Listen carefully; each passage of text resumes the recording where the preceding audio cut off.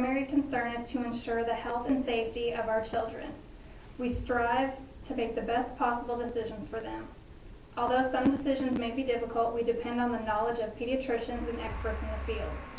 Having a child vaccinated is one way to prevent life-threatening illnesses. There have been many concerns in the past few years with the correlation between autism and measles, mumps, and rubella vaccine.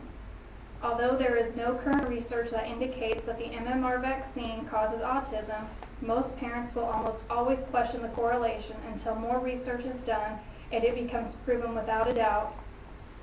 In my opinion, with the research I have done, I do not believe that the MMR vaccine causes autism. Although researchers do not know the direct cause of autism, it is known as a spectrum disorder. The Center for Disease Control says that autism is a group of developmental disabilities that cause significant social, communication, and behavioral challenges.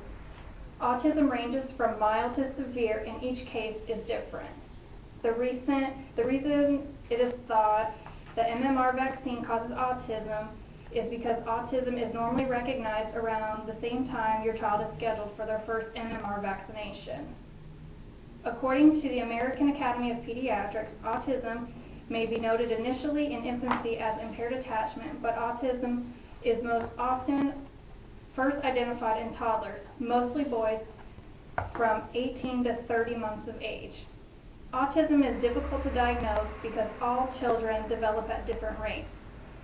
Children who show the sign of autism will be observed closely and see if they have any kind of delay that presents itself in autism. The idea for autism being caused directly from the MMR vaccine was because of research done by Andrew Wakefield in 1998.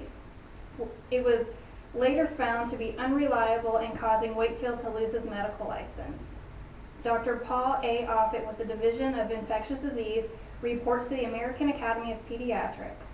Although no data supports an association between MMR vaccination and autism existed, a plausible biological mechanism was lacking. Several epidemiologic studies were performed to address parental fears caused by the publication of Wakefield.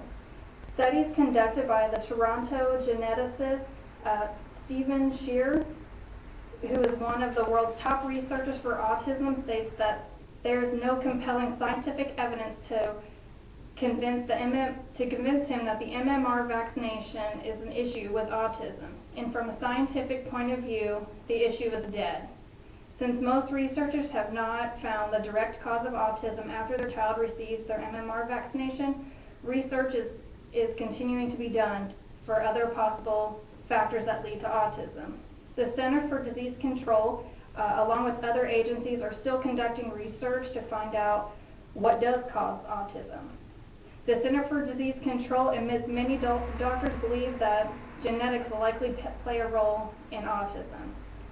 There are positive and negatives to all vaccinations, just like medication. In most cases, the positive outweigh the negatives.